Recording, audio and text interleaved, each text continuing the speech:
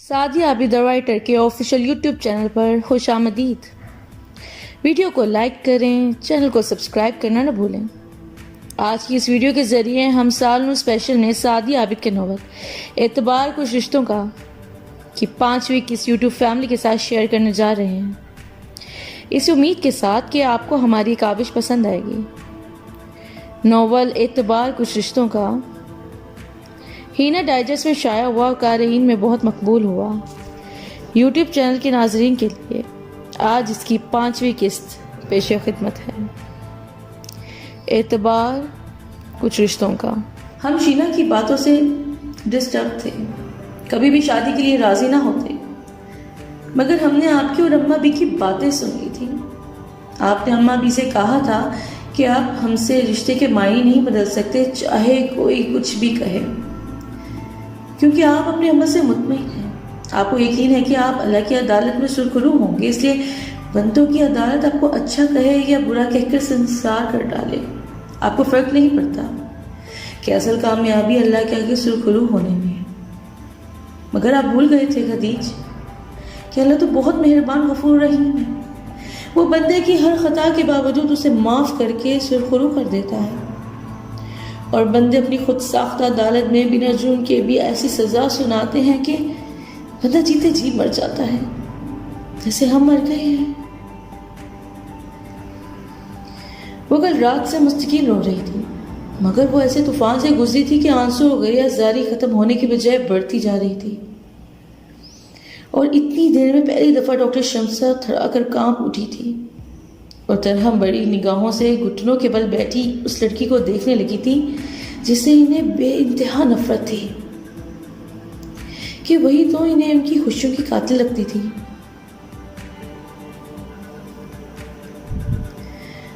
اپنی تمام تر اچھائی اور پاک دامنی کے باوجود ہم خود کو پا کر در ثابت نہ کر پائے، اور بد کرداری کا تانا لیے واپس لوٹ آئے ہیں کہ دنیا سامنے کی چیز دیکھتی ہے، اور سامنے آپ اور ہم ہیں۔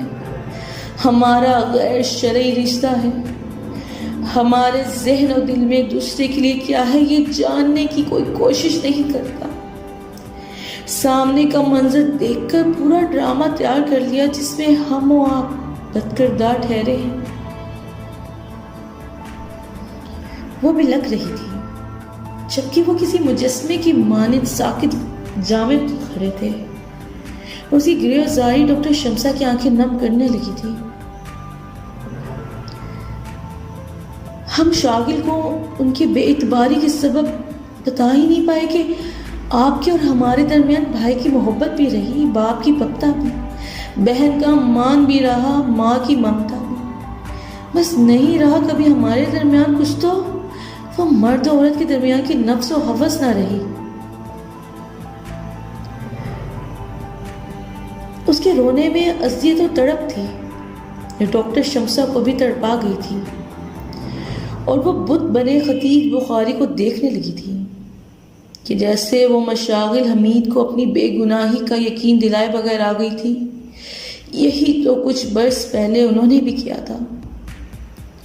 اماں بھی وہاں سے چلی آئی تھی اور اسے بلکتے دیکھ رہی تھی، جس کی آنکھوں میں انہوں نے اور خدیج بخاری نے آنسو نہیں آنے دیے تھے۔ فقط ایک رات میں مشاغل حمید نے اسے خون کے آنسو رلایا تھا۔ ونی، خدا دکھائی نہیں دیتا، محسوس ہوتا ہے، اور رشتے محسوسات کا ہی تو نام ہے۔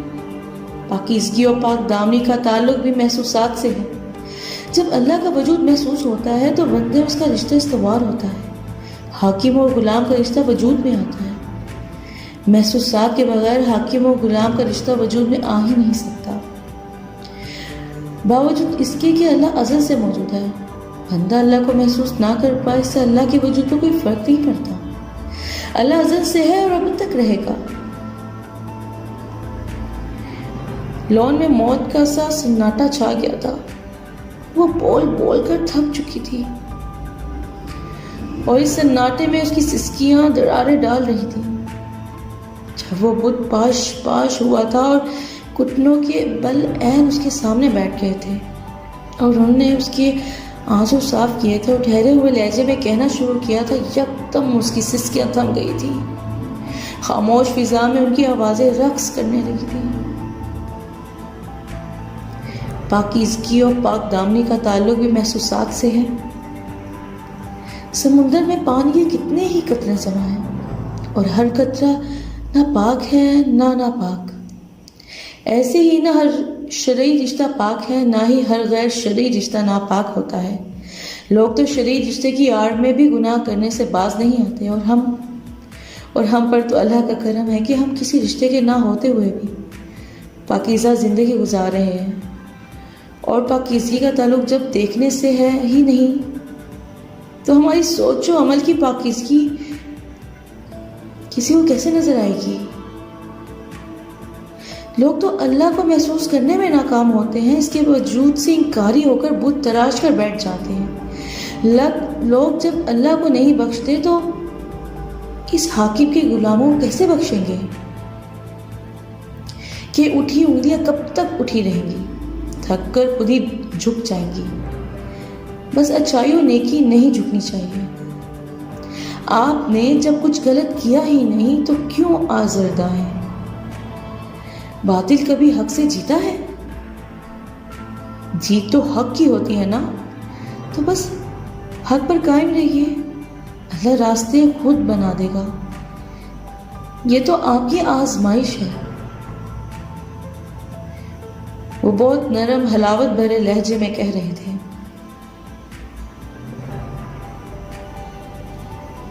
ہم اس آزمائش کے اہل نہیں ہیں خدیج۔ ہم لوگوں کی نگاہوں میں نفرت، لبوں پر اپنے لیے انگارے اگلتے دیکھ نہیں سکتے۔ وہ ان کی بات کے درمیان نم لہجے میں بولی تھی،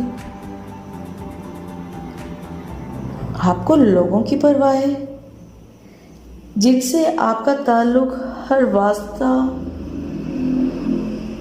کب سانسوں کی ڈور کے ساتھ ٹوٹ جائے آپ کو اندازہ تک نہیں ہے،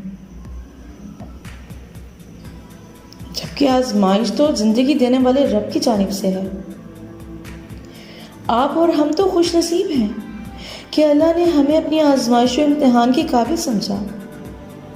آپ اتنے سے گھبرا گئی، آپ بھول گئیں آزمائش تو آپ کی تینی ماں حضرت عائشہ کی بھی ہوئی تھی، مگر وہ پاک دامن خاتون تھی۔ انہوں نے صرف اللہ سے لو لگائی اور اللہ نے ان کی پاک دامن کو یوں ثابت کر دیا کہ ہر اٹھی انگلی ٹوٹ گئی، زبانیں بند ہو گئی اور نگاہیں جھک گئیں۔ آپ رضی اللہ عنہ دنیا و آخرت میں سرخرو ٹھہری۔ اگر آپ بھی غلط نہیں ہیں، پاک دامن ہیں، تو خود اللہ آپ کی پاک دامنی کے ثبوت کے لیے راہیں نکال دے گا۔ اور تہمت صرف آپ پر نہیں ہم پر بھی لگی ہے،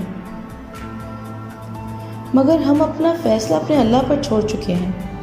اب آپ کی مرضی چاہے جو کریں، صبر سے اللہ کی رحمت کا انتظار کریں یا رو رو کر زمین آسمان ایک کرتے ہوئے حرام موت کو گلے سے لگا کر اللہ کی عدالت میں معطوب ٹھہریں۔ وہ ان کے سامنے سے اٹھے تھے اور نکلتے چلے گئے تھے، جبکہ ان کے الفاظ و لہجے میں کوئی سحر تھا جو اسے باندھ گیا تھا۔ اس کے اندر سے صدا آنے لگی تھی کہ وہ صبر کرے گی، اللہ کی رحمت کا انتظار کرے گی، اللہ کے گھر دیر ہے اندھیر نہیں ہے۔ اس نے آنسو پونچھ لیے تھے اور ڈاکٹر شمسہ اس کے مطمئن ہو جانے والے چہرے کو محض ایک نظر ہی دیکھ پائی تھی اور شکستگی سی محسوس کرتی خود کو ان کا مجرم پاتی، ہارے ہوئے انداز میں دہلیز عبور کر گئی تھی کہ وہ بہت چاہ کر بھی وہاں اب ٹھہر نہ سکتی تھی، نہ ہی اپنے کیے کی اپنی سوچ کی معافی طلب کر سکتی تھی کہ وہ دونوں ہی اپنا فیصلہ پر چھوڑتے ہی انہیں شکستہ چھوڑ گئے تھے۔ السلام علیکم۔ چائے پیتے خدیج بخاری نے آواز پر سر اٹھایا تھا اور 3 ماہ بعد مشاغل حمید کو سامنے پا کر ان کے چہرے کے عضلات تن سے گئے تھے، جبکہ اماں بھی کے ساتھ بیٹھی ہوئینا کی رنگت لٹھے کی مانند سفید پڑ گئی تھی۔ اب یہاں کیا لینے آئے ہو؟ اسی وقت یہاں سے اپنے مکروہ صورت لے کر دفان ہو جاؤ۔ اماں بھی غصے سے پھٹکاری تھی۔ پلیز اماں بھی غصہ نہ کیجیے، مشاغل ہمارے مہمان ہیں اور ہم گھر آئے مہمان کو بے عزت نہیں کر سکتے۔ مشاغل حمید کی رنگت متغیر ہو گئی تھی، مگر وہ کچھ بول نہیں پایا تھا، مگر وہ جب بولے تھے اپنے مخصوص نرم ٹھہرے ہوئے لہجے میں بولے تھے اور اسے بیٹھنے کو کہہ دیا تھا۔ مشاغل حمید ان کے رکھ رکھاؤ اور نرمی پر خود کو بہت چھوٹا محسوس کرنے لگا تھا۔ ہوینا، مجھے معاف کر دیں۔ اس میں اتنی ہمت بھی نہ تھی کہ وہاں سے چلی جاتی، اور گزری رات کی اذیت اس کے چہرے سے عیاں ہونے لگی تھی۔ اس کے آنسو موتیوں کی طرح رخساروں پر لڑکتے جا رہے تھے کہ وہ اس تک آیا تھا، اس کے سامنے باقاعدہ ہاتھ جوڑ دیے تھے۔ اس کے اس عمل پر وہ دونوں ششدر رہ گئے تھے، جبکہ اس کی سسکیاں کمرے میں گونجنے لگی تھیں۔ میں نے آپ کے کردار پر انگلی اٹھائی، آپ پر تہمت لگائی، مجھے معاف کر دے ہوینا۔ اس کا لہجہ بھیگ گیا تھا کہ حالات بعض اوقات انسان کو اس تہج پر لے جاتے ہیں کہ وہ جلد بازی میں ایسا قدم اٹھا لیتا ہے کہ اس کا عمل پچھتاوا بن جاتا ہے، جیسے وہ اپنے عمل پر پچھتاتا آج مجرموں کی طرح سر جھکائے کھڑا تھا۔ شادی کی شب مجھے ایسے میسیجز موصول ہوئے کہ میں اپنی سوچ سمجھنے کی ہر صلاحیت کو ہی فراموش کر گیا۔ وہ اس کے رونے پر مزید پشیمان ہوا تھا اور بھیگے لہجے میں کہتا چلا جا رہا تھا، اس بات کی پرواہ کیے بغیر کہ کوئی اس کی بات سننا بھی چاہتا ہے یا نہیں۔ وہ لب بھینچے کھڑے تھے اور اس کی سسکیاں ہر گزرتے لمحے کے ساتھ بلند ہوتی جا رہی تھی۔ اگر میں آپ پر الزامات کی بوچھار کرنے میں کی بجائے اپنے شک کی تصدیق کر لیتا تو حالات اکثر مختلف ہوتے، نہ آپ اذیت میں ہوتی اور نہ میں پشیمان ہوتا۔ مگر وہ گھٹیا قسم کے میسیجز پڑھ کر آپ سے اور سر سے بدگمان ہو گیا اور آپ کو نفرت سے دھتکار کر اپنے گھر سے نکل جانے کو کہہ دیا۔ اور میں 3 ماہ اسی گھمنڈ میں رہا کہ میں نے ایک بد کردار عورت کو اپنے گھر میں نہ بسا کر بہت بڑا کارنامہ سر انجام دیا ہے۔ مگر کل رات مجھے منکشف ہوا کہ جھول آپ کی کردار میں نہیں، میری نیت میں تھا، میری جلد بازی کا سارا قصور تھا، اور کل ہی میرا سارا گھمنڈ چکنا چور ہو گیا، اور مجھے اپنا وجود پاتال میں گرا محسوس ہو رہا تھا کہ میں کیسے اتنا اندھا ہو گیا کہ بغیر کسی ثبوت ایک عورت پر تہمت لگائی۔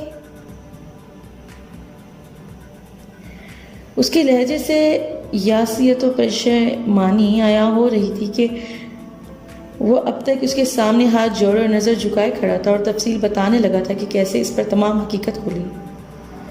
سبدہ حیات کا اسی صبح کی شام جب وہ اجڑ کر لوٹ آئی تھی، بہت بڑا ایکسیڈنٹ ہوا تھا جس میں اس کا پورا جسم مفلوج ہو گیا تھا۔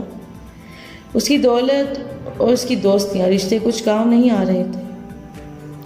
ہر گزرتے دن کے ساتھ اس کا ہر رشتہ اس سے دور ہو گیا تھا اور وہ ہاسپٹل کے بیڈ پر کسی ناکارہ شے کی مانند پڑا تھا، اور وہ اسی ہسپتال میں تھا جس میں ڈاکٹر شمسہ اپنے فرائض سر انجام دے رہی تھی۔ وہ انہی کا پیشنٹ تھا۔ انہیں ہر گزرتے دن کے ساتھ ہی لگتا تھا کہ جیسے وہ کچھ کہنا چاہتا ہے، مگر اس کی حالت میں کسی قسم کا سدھار نہ تھا، اور 2 ہفتے قبل اس کی حالت بہت بگڑ گئی تھی اور اس کے اشارے سمجھتے ہوئے انہوں نے اسے کاغذ پینسل پکڑائی تھی جس پر اسے تمام تر طاقت لگا کر 3 نام درج کر دیے تھے: ہوینا، خدیج، مشاغل۔ وہ ناموں کو دیکھ کر ہی چونک اٹھی تھی۔ یہ نام تم کیا کہنا چاہتے ہو؟ وہ بے قراری سے پوچھ رہی تھی، مگر اس کی حالت بگڑنے لگی تھی اور وہ اس کی معالج ہونے کے باوجود اس کا ٹریٹمنٹ نہیں کر پائی تھی کہ وہ تو ناموں پر الجھ گئی تھی۔ بتاؤ مجھے، کیسے جانتے ہو انہیں؟ کیا کہنا چاہتے ہو؟ اس کی حالت نظر انداز کیے انہوں نے اس کی شانوں سے پکڑ کر جھنجھوڑ ڈالا تھا۔ اور اس کی آنکھوں سے آنسو گرنے لگے تھے، اور اس نے بگڑتی ہوئی حالت کے ساتھ کچھ اشارے کیے تھے جو وہ پریشانی میں محسوس نہیں کر پائی تھی، اور وہ ان کے سوالوں کا جواب دیے بغیر اذیت سے تڑپتے ہوئے معافی کی خواہش دل میں لیے دنیا سے چلا گیا تھا۔ اور وہ مستقل اس کے بارے میں ہی سوچ رہی تھی۔ اس کے والدین سے بھی ملی تھی لیکن سب بے سود رہا تھا۔ وہ 1 ہفتہ بیمار رہنے کے بعد پھر سے ہاسپٹل آنے لگی تھی۔ ڈاکٹر صاحبہ، کیا آپ اس شخص کو جانتی تھیں جو اس کے دیے اشارے کو سمجھ گئی تھی؟ کہ ان ناموں کے ذریعے مجھے تو کچھ سمجھ نہیں آیا تھا۔ نرس کے ذہن میں جو سوال گردش کر رہے تھے وہ پوچھے بغیر رہ نہیں پا رہی تھی، اور وہ یہ نہیں بولی تھی کہ وہ اس شخص کو نہیں، ان ناموں کو جانتی تھی۔ نہیں، اور مجھے زندگی بھر افسوس رہے گا کہ میں یہ جان نہیں پائی کہ آخر وہ کہنا کیا چاہتا تھا۔ وہ یاسر سے بولی تھی، ڈاکٹر صاحبہ، آپ نے شاید اس وقت نوٹ نہیں کیا تھا، مگر مجھے لگا تھا جیسے وہ موبائل فون کی جانب اشارہ کر رہا ہے۔ نرس کی بات پر وہ چونک اٹھی تھی۔ یہ تم کیسے کہہ سکتی ہو؟ بے قراری سے بولی تھی۔ اس وقت آپ بھول گئی تھی کہ آپ ڈاکٹر ہیں، اور اس مرتے ہوئے شخص کا آپ نے علاج کرنا ہے، اس لیے میں نے ڈاکٹر وارسی کو بلانے کے لیے اپنے سیل فون سے انہیں کال کی تھی۔ جب میں نے اس کی نگاہیں محسوس کی تھی اور مجھے یہی لگا تھا جیسے وہ کسی سے بات کرنا چاہتا ہے۔ نرس آگے بھی کچھ کہہ رہی تھی مگر ان کے کانوں میں سسکتی ہوئی بھیگی آواز گونج اٹھی تھی۔ مشاغل ہم سے بہت نرمی و عزت سے بات کر رہے تھے کہ ان کے موبائل پر کال اور میسیجز آنے لگے، اور پھر ان کا ہم سے رویہ بدل گیا۔ انہوں نے ہمیں نفرت سے دھتکار دیا۔ نرس اور وینا کی باتیں گڈمڈ ہونے لگی اور انہوں نے دوڑ لگا دی، دیوانوں کی طرح بھاگتے ہوئے پارکنگ تک پہنچی تھی، اور رش ڈرائیونگ کر کے وہ صفدر حیات کا گھر موجود تھی۔ اس کی والدہ انہیں دیکھ کر چڑ سی گئی تھی کہ پہلے ہی انہوں نے ان کا بہت وقت برباد کیا تھا۔ صفدر کا سیل فون مجھے نہیں پتا کہاں ہے، آپ پلیز یہاں سے جاؤ۔ آپ نے ہمارے گھر آ کر ہمیں پریشان کیا تو ہم پولیس سے رابطہ کریں گے۔ انہوں نے چھوٹتے ہی صفدر کے موبائل کا پوچھا تھا، تب وہ قدرے غصہ سے بولی تھی،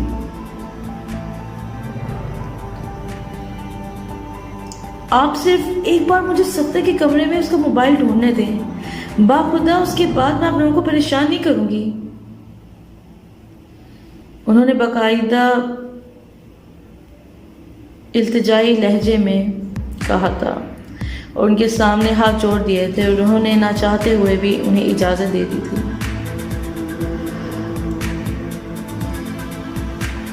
صفدر کا سیل فون اس کی بیڈ کی سائڈ ٹیبل کی دراز میں رکھا ہوا بآسانی مل گیا تھا، کیونکہ اللہ نے اس کی بے گناہی اسی طور ثابت کرنی تھی، اور جس دن صفدر کا ایکسیڈنٹ ہوا تھا وہ سیل فون ساتھ نہیں لے گیا تھا،